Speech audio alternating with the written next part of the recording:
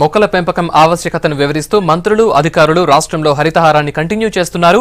పర్యావరణ సమతుల్యతతో పాటు చెట్లు ఎక్కువగా ఉంటే వర్షాలు పడతాయని చెబుతున్నారు. దాంతో జిల్లాలో హరితహారం కార్యక్రమం జోరుగా సాగుతోంది.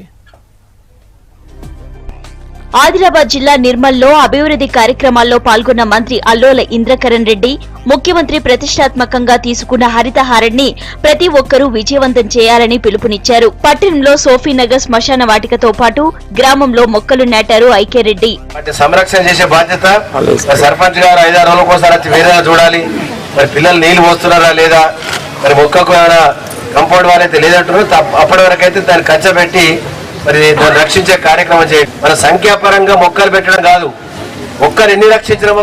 కరీంనగర్ జిల్లా మంతని నియోజకవర్గంలో పర్యటించారు రాష్ట్ర మంత్రి చందూలాల్. అభివృద్ధి కార్యక్రమాల్లో పాల్గొన్న ఆయన హరితహారంలో మొక్కలు నాటారు. ప్రతి ఒక్కరూ మొక్కలు నాటాలని సూచించారు.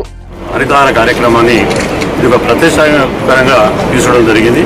ఇవాళ శాసనసభ్యులు అయితేంది, ఎమ్మెల్యేలు అయితేంది, మంత్రులు అయితేంది, గ్రామ స్థాయి కార్యకర్తలు అయితేంది పెద్ద ఎత్తున ఉద్యమం లేక ఈ హరితహార కార్యక్రమాన్ని విజయవంతం చేస్తున్నారు. వర్షాలు కూడా అనుకూలంగా పడుతున్నాయి కాబట్టి మొక్కలు నాటాయి.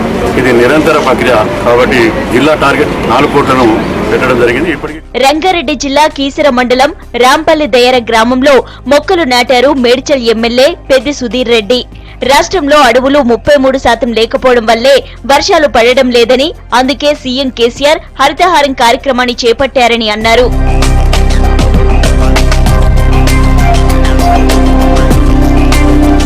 అటు ఖమ్మం జిల్లా మణుగూరులో సింగరేణి సంస్థ ఆధ్వర్యంలో ఇవాళ 15,000 మొక్కలు నాటే కార్యక్రమం జరిగింది. రాష్ట్ర మంత్రి తుమ్మల నాగేశ్వరరావు, సింగరేణి సంస్థ డైరెక్టర్ మనోహర్ తో పాటు స్థానిక ఎమ్మెల్యే పాయం వెంకటేశ్వర్లు ఈ ప్రోగ్రాంలో పాల్గొన్నారు. రాష్ట్ర ప్రభుత్వం చేపట్టిన హరితహారంపై కేంద్ర సర్కార్ కూడా ఆశ్చర్యపోయిందని అన్నారు మంత్రి తుమ్మల. హరితహార మహాయజ్ఞంలో భాగంగా సింగరేణి సంస్థ 1 కోటి మొక్కలు నాటుతోందన్నారు. 240 కోట్ల మొక్కలు నాటడం అంటే కేంద్ర ప్రభుత్వం కూడా ఆశ్చర్యపోతుంది. అది సాధ్యపడుద్దా? ఎట్లా సాధ్యపడుద్ది? కరువు కాటకాలకు నిలయం కాకూడదని పచ్చని పంటలతో పరివిడిల్లాలనే ఏకైక లక్ష్యంతో ఈ మహత్కార్యాన్ని, పవిత్ర కార్యక్రమాన్ని ముఖ్యమంత్రి గారు ప్రవేశపెట్టారు.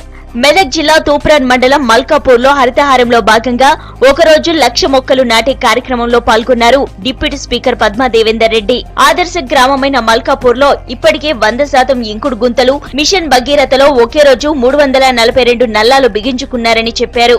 హరితహారం కార్యక్రమాన్ని 46 కోట్ల మొక్కలను ఒక ఎట్ ఏ టైం నాటాలి అంటే ఒక సీజన్ లో నాటాలంటే ధైర్యం కావాలి. నిజంగా కూడా ధైర్యంతో ఆ కార్యక్రమం ముందుకు తీసుకెళ్లిన వ్యక్తి మన ముఖ్యమంత్రి గారు.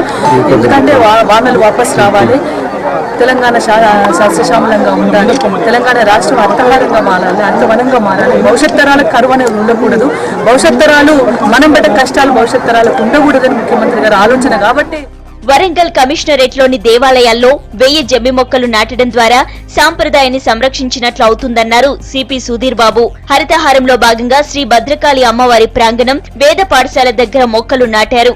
రాష్ట్ర వృక్షమైన జమ్మిని చారిత్రక ప్రదేశాల్లో నాటుతున్నామని, సంరక్షణ బాధ్యతలు పోలీస్ శాఖ చూసుకుంటుందని సిపి అన్నారు. వృక్షాన్ని నాటడం జరిగింది. ఈ జమ్మి వృక్షం పవిత్రమైన వృక్షమే కాకుండా ఇది మన రాష్ట్ర వృక్షం కూడా కాబట్టి 2 రకాలుగా కూడా ఇది మనం ఆదరించాలి, పూజించాల్సినటువంటిది. కాబట్టి ఈ జమ్మి వృక్షాన్ని మేము మొత్తం 1000 మొక్కల్ని అన్ని టెంపుల్స్లో నాటడం జరిగింది. జమ్మి వృక్షం అంటే ఇది దైవ వృక్షం, అంతేకాకుండా తెలంగాణ సాంప్రదాయానికి నిదర్శనం ఇది. రాష్ట్ర ప్రభుత్వ టార్గెట్ లో భాగంగా 45 కోట్ల మొక్కలను పూర్తి చేసేందుకు ప్రజాప్రతినిధులు, అధికారులు, విద్యార్థులు ప్రయత్నిస్తున్నారు.